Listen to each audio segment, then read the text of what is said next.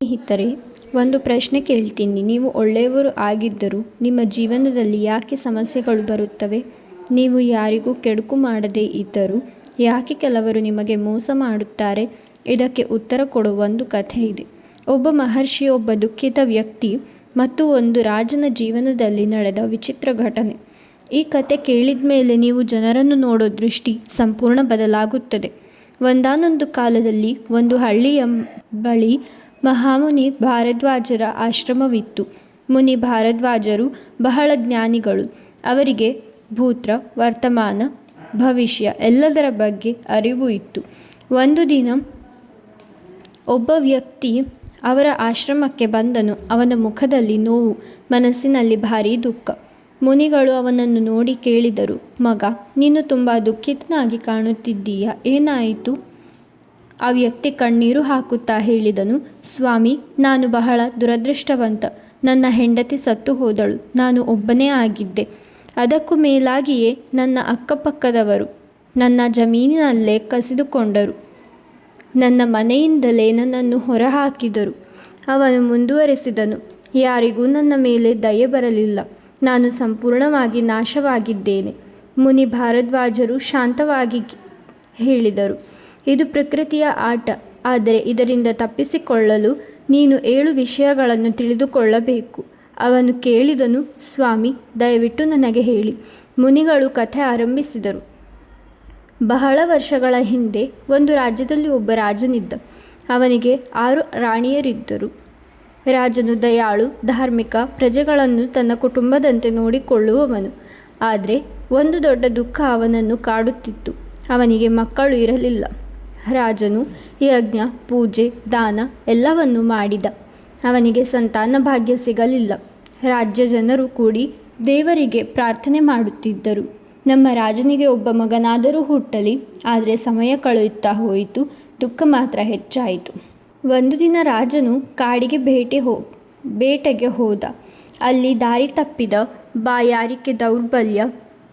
ಅಷ್ಟರಲ್ಲಿ ಅವನಿಗೆ ನೀರಿನ ಶಬ್ದ ಕೇಳಿಸಿತು. ಅವನು ಆ ಶಬ್ದದ ಕಡೆ ಹೋದ.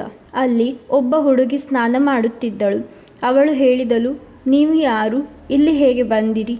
ರಾಜನು ಕ್ಷಮೆ ಕೇಳಿದನು. ಆ ಹುಡುಗಿ ತನ್ನ ಹೆಸರು ಹೇಳಿದಳು, ಸಾವಿತ್ರಿ. ಸರಳ ಜೀವನ, ತಾಯಿಯ ಜೊತೆ ಬದುಕು. ರಾಜನು ಅವಳಿಂದ ಆಕರ್ಷಿತನಾದ. ಮುಂದಿನ ದಿನ ರಾಜನು ಅವಳನ್ನು ಮದುವೆಯಾದ. ಅವಳಿಗೆ ಹೊಸ ಹೆಸರು ಕೊಟ್ಟನು, ರಾಜಲಕ್ಷ್ಮಿ. ಆದರೆ ಇಲ್ಲಿ ಕತೆ ತಿರುಗುತ್ತದೆ.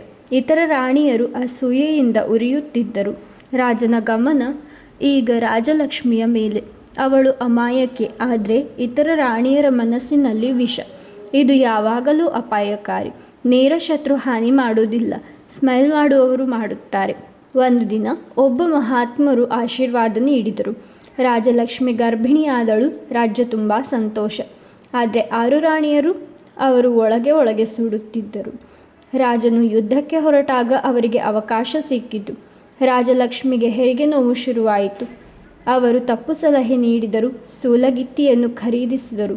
ಮಕ್ಕಳು ಹುಟ್ಟಿದ ನಂತರ ಅವರನ್ನು ಕಾಡಿಗೆ ತೆಗೆದುಕೊಂಡು ಹೋಗಿ ಹೂತು ಹಾಕಲು ಹೇಳಿದರು.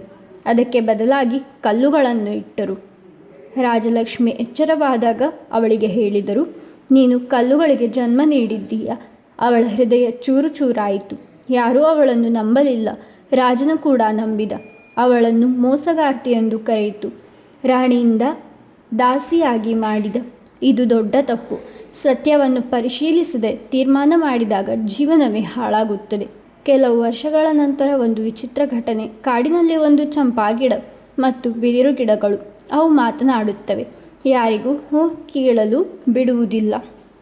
ರಾಜರಾಣಿಯರು ಎಲ್ಲರೂ ಅಲ್ಲಿಗೆ ಹೋದರು. ಯಾರೂ ಹೂ ಕೀಳಲಿಲ್ಲ.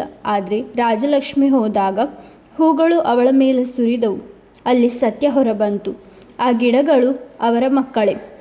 ಅವರು ಎಲ್ಲವನ್ನೂ ಹೇಳಿದರು. ಮೋಸ, ವಂಚನೆ, ಷಡ್ಯಂತ್ರ. ರಾಜನು ಶಾಕ್ ಆದ. ತನ್ನ ತಪ್ಪು ಅರಿತುಕೊಂಡನು. ರಾಣಿಯರನ್ನು ಶಿಕ್ಷಿಸಿದನು.